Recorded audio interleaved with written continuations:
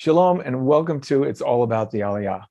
You know, if you want to understand what's important to somebody, you watch how they spend their time.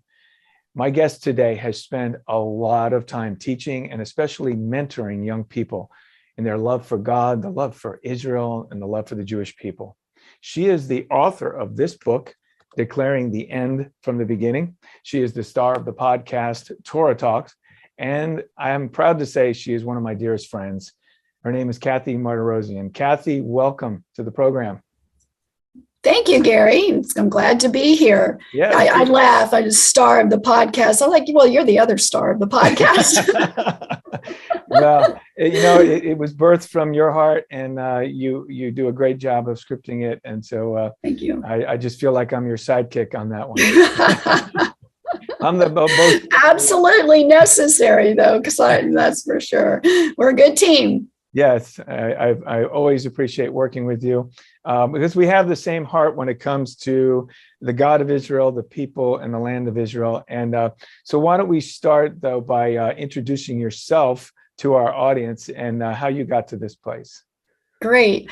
Well, I've been on this Israel bandwagon, I guess, for over 20 years now. Doesn't seem like that long. It's flown by, actually. But over 20 years experience now working to support Israel and often teach Christians about the Hebraic roots of their Christian faith, that Jesus is Jewish. He's of the Jewish people. When he comes back, he's still Jewish. He was Jewish. He's still Jewish. He'll come back. He's still Jewish. And what that actually means for believers and how significant that is. So I talk about that. I teach, I write about that. I also spent a lot of time teaching about the biblical feast as my book was about, and why Christians would want to celebrate it, what the significance is. Mm-hmm. And you and I agree, the significance is paramount. It's just life-changing as we understand the feast and what they mean to us. So we spend a lot of time. I spend a lot of time doing that. So I'm a writer.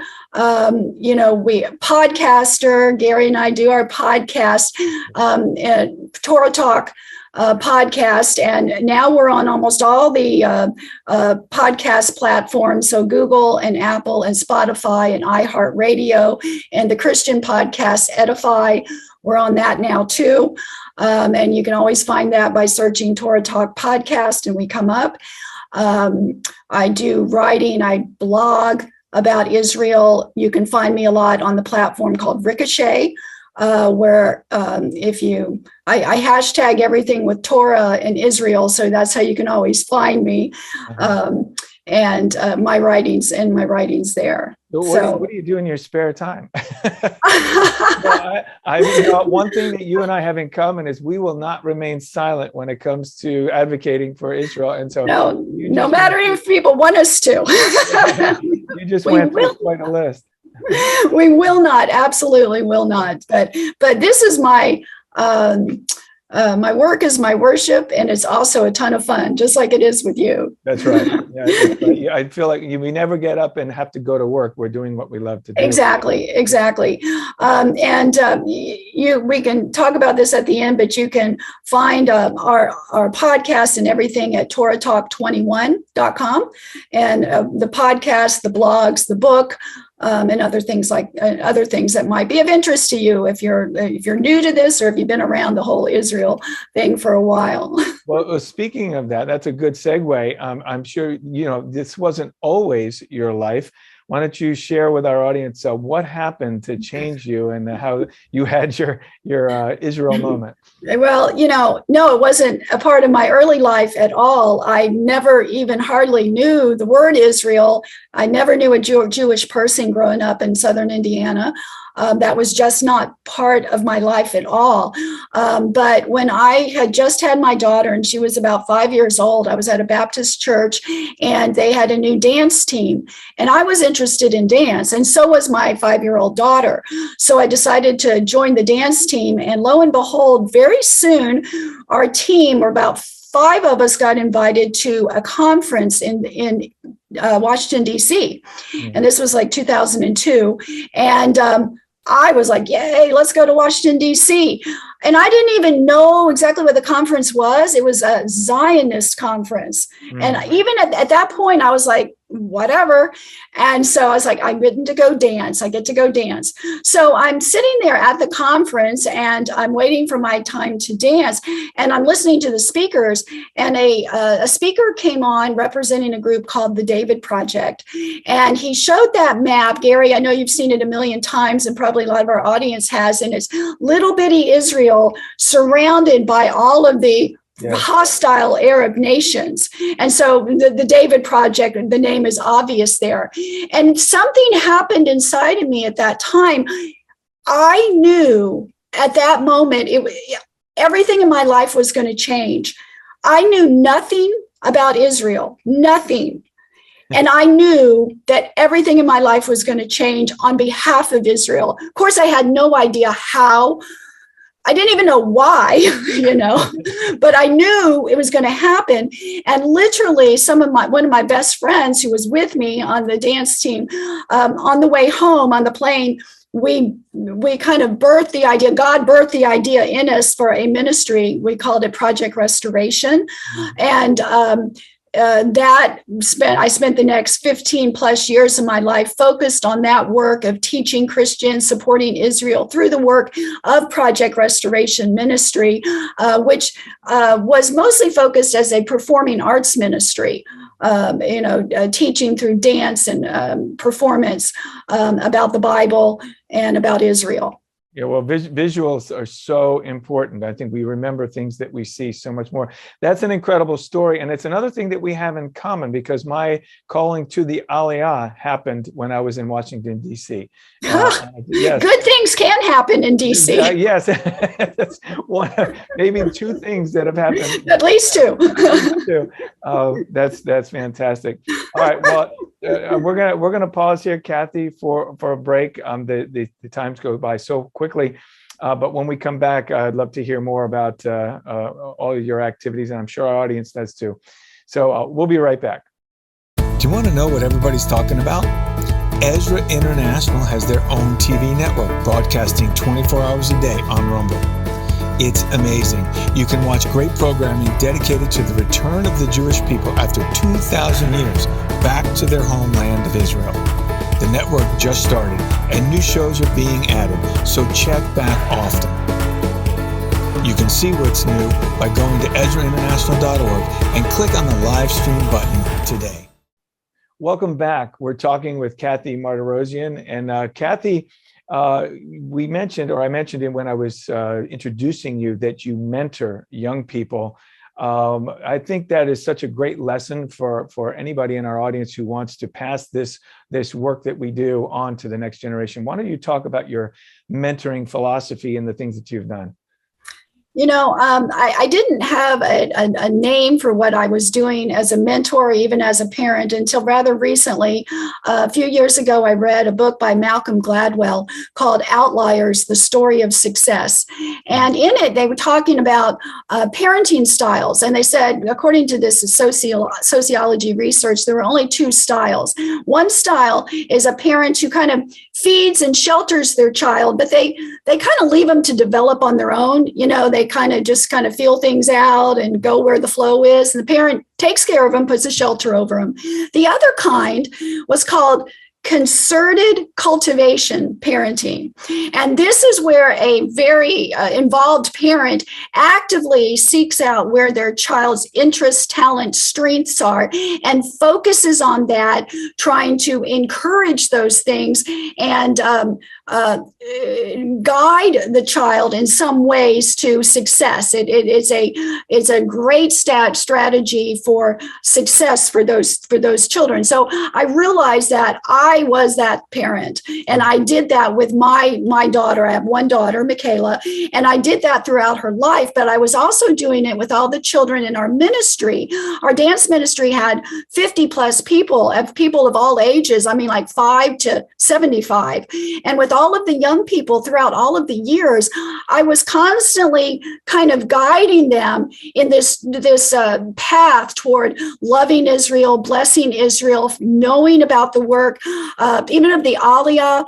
Gary, we wrote and performed skits we did one called Tracking the Tribes, and everybody's in costumes, and it's really talking about the history of God scattering the Jewish people and bringing them back together, and everybody's running around the room. I think you saw that, participated in that once, and they're running around the room and they're dancing and singing, and we tried to make that fun, but the kids were learning, and the kids were always very involved in every aspect of everything that we did with the ministry. We were very, very focused on the children, and we found that when we made it interesting for the young people, that the older people liked it too. It just came naturally to them. So we focused, and I always focused on, like my daughter was 5, I focused on 5-year-olds. When she got a little older, I focused on 10-year-olds and so forth, up until this day. But we were very focused on fun and involving everyone. It wasn't just come watch somebody else do something. I think the key in mentoring parenting is equipping people to do these things on their own, so that the child doesn't only watch me teach about Israel. I enable the child to also get up and teach about Israel. And we did that even at a very young age. I had my daughter, my best friend and ministry partner, had her 2 sons, always involved and always in doing things. Now, we always focused on fun. I mean, we were laughing and having a great time. And like, we were performing arts, obviously, and it doesn't have to be done in performing arts. That's just what God gave to us as a way to do it. And my daughter was a theater kid. All of her friends were theater kids. So it was great. I could put everybody in a costume, and I probably put you in a costume a few times too, Gary. I think. Yes, you have. And we could get everybody involved. And these kids were talking about Israel. They were preparing stories about Israel and the Jewish people, Bible stories, all these things, intimately involved. And we got them involved in the feast celebrations. Mm-hmm. They were having sukkah decorating contests. At Passover, we developed majorly fun Haggadahs that the kids would get involved in. We often made a big mess, but it was fine. We cleaned it up. It was good. Kathy, it's paid off completely, because I know the lives of these young men and women that you're talking about, and they're Israel supporters to this day. And it's just the opposite of what we witness in the Arab world, where children are indoctrinated to hate Jewish people. And obviously it has a deadly effect. You're performing a fun, safe strategy to do the same thing, but the opposite, to have them love and support Israel. And that's such a commendable work.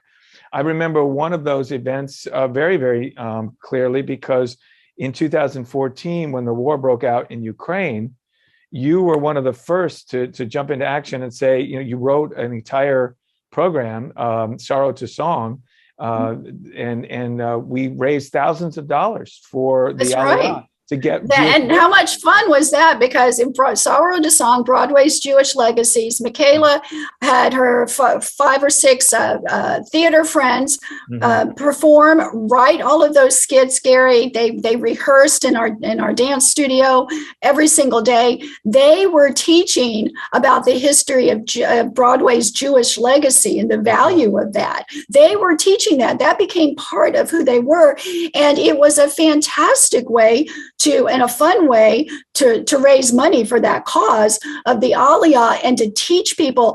There were so many people in that audience who had no idea what the word Aliyah was, had no idea what was going on in that whole situation. And so they were introduced in kind of a fun and creative way to that concept. Absolutely. And if you recall, it was a combination of our local Jewish and Christian community. It was a beautiful event that brought both communities together. Really, we are one community.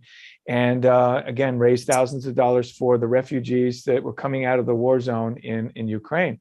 That situation sadly may be escalating in the day we're living in. But again, you didn't sit and just wring your hands or complain about the situation. You did something. And I think that's a lesson for our audience and for all of us, that we can make a difference. We can, and you don't have to write a script and put on a production to do it. You can do it wherever you are, whatever you're doing, using the people who are around you, particularly the young people who want to be invited to do these things. They are looking for a cause. That is what's motivating this next generation, the millennials, the Gen Xers, whatever you want to call them. It's not motivation for things. It's motivation for causes and experiences. They want experiences. And one thing I've also stressed was getting these young people to Israel is critical in changing their lives on behalf. So if you can't write scripts or do anything, but you have a little extra cash and you have an opportunity to help send a young person to Israel, do that. That's life-changing. There's excellent programs that I know, of course, pandemic has affected some of this and travel to Israel and so forth, but hopefully that won't last forever. And getting young people to Israel, the experience that you guys do with Ezra, the fishing trips where they go to Ukraine, and look at the Aliyah work being done there. Life-changing for these people. And if what you can do is say, I'll give $100 toward that, that's huge. That is huge. And I'd like to talk more about that in the next segment. We're up against another break, but thank you for bringing that up. We'll be right back. What if Abram didn't leave Ur of the Chaldees when God called him? What if Moses refused to go to the Pharaoh asking for Pharaoh to let his people go? What if Joshua had not led the children of Israel into the promised land? What if Cyrus did not issue his decree? What if Esther did not use her position with the king for such a time? What if Daniel did not pray in Daniel 9? What if Nehemiah did not rebuild the walls of Jerusalem? What if we don't respond to God's call to the Gentiles? You can be a part of God's prophecy being fulfilled today. Stand with Ezra International today before it's too late. All right, welcome back. We're talking to Kathy Mardirosian, and we're talking about action and helping others to understand their love for Israel and what they can do about that. Kathy, before the break, you were talking about what everybody can do. We can do something. And I know that you continue to mentor today. What's your advice for our audience to just be involved and be a part of this movement? Yes, my heart is for the young people. Currently, right now, I am mentoring very closely, mentoring about 8 young women in their 20s and early 30s. And what mentorship is a complete involvement. It's a relationship with people. You have to develop a relationship and spend time with these young people, finding out who they are, what their strengths are, what they're capable of, and then blending that with I blend that with my enthusiasm for Israel, for the work of the Aliyah, and I see how can we bring that together where they are. One of my young women is in preschool education. Well, that's a perfect place to bring together that interest in Israel and the Jewish people and teaching the children. I have a young woman who is in politics. Fantastic to have her with that knowledge about Israel and going into local state politics is fantastic. Each one is in kind of a different place, and that's a beautiful thing. But I very purposely choose these people and spend very set, purposeful time with them. I feed them a lot. Okay, I feed them a lot. We go out to meals a lot. I meet them for lunch. I meet them individually. I bring them together so that they can encourage each other. They're all 25 to 30 years old, getting married, wanting to start families, so they have a lot in common. So I mentor them with that way, but we always come together. Every time we're together, we're also speaking about Israel every single time. They know that, to expect that. That's the way it's always been in my house. My daughter's always known that. Her friends have always known known that because I'm enthusiastic about it, then it carries over to other people. And I would encourage people to, if this is your interest in love, share it with others. Choose specifically who you can share it with and be very purposeful about it. It doesn't have to be 8 young women. It can be 1. It can be your child. It can be your grandchild. I have a friend who's a grandmother who has greatly influenced her 8 grandchildren on behalf of Israel. So that by the time I met these girls, they already had those seeds planted in them. And I just watered a little more and then whoa, because of the work of the grandmother. She changed all of that because of what she did.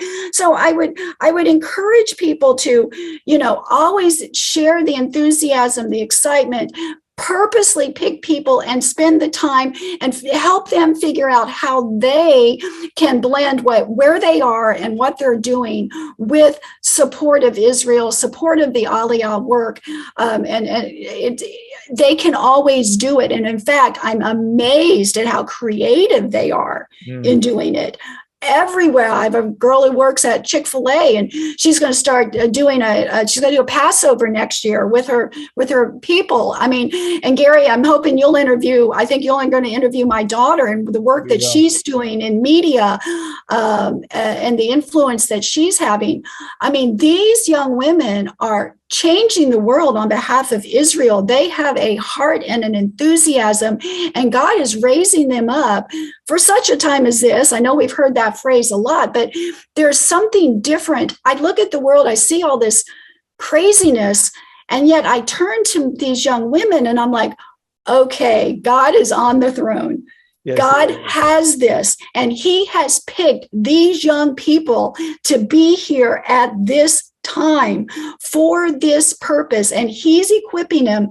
He's planted the seed, and we just water it. That's all we do. We water the seed, just like when I went to the David Project, they watered a seed that God had planted in me that I didn't even know was there, okay? But they did a little watering, and it was like, whoa. Yeah, and that's how I find it is with all of these young people. I just water a little, and because it's the time and the place, and God's doing the work now, the seeds are there. And I'm amazed at how quickly, Gary, I think you've seen it when we've sat around, on our Friday night Shabbat dinners, and we talk about Israel. We have a new young person in, and you see it in their face. They're like, whoa, tell me more. Yes. It's not because we've said something great. It's because we've just said something that waters what's there. I think because they recognize the truth in it. Like you said, they hear your passion. And then they recognize truth because it is the word of God. It is his desire. And you mentioned something very important about such a time as this. I know we hear that phrase a lot, but you used it in the proper context, because in that narrative where Mordecai is speaking to Esther or Hadassah, he says, if you remain silent, relief and deliverance will come from another place. He's talking about for the Jewish people. That's right. Relief and deliverance will come for the Jewish people from another place. But who knows if you weren't called to the kingdom for such a time as this? And I fully believe that the people that you're referring to, and there are many more out there, have been called to this generation to be advocates, lovers, supporters of Israel, to combat the lies and the hatred that exists in the world today, against Israel and the Jewish people. Absolutely. They're out there. They're everywhere. I think that it, just like I said, sharing the enthusiasm is sometimes all it takes to spark that. And then they run with it. And we just stand back and we're amazed at it sometimes. It's just, and how quickly it is. It took us a while to get here where we are, but with this generation, it's happening much faster. They're catching that spark, and God's placed them in the right places at the right time. So it's a very hopeful message that I'm sharing. And I always am telling older people, I said, don't give up on this generation. This generation, not all of them, are going to be part of this purpose that God has for the work on behalf of Israel and the Jewish people. But many of them are. Yeah. And many of them, God has planted that seed, and we simply need to water it and watch it bloom. And you have certainly done that. I am so proud to see all the work that you have done in them. You know, your daughter, Michaela, she came up with the idea of traveling to Ukraine to interview the Olim. The Olim is a term regarding those who want to make Aliyah to Israel. You know, at that age in my life, I did not have that type of ambition or understanding to do what she did. And here this young girl goes to Ukraine and comes home with incredible stories, powerful stories about the work that of the Aliyah.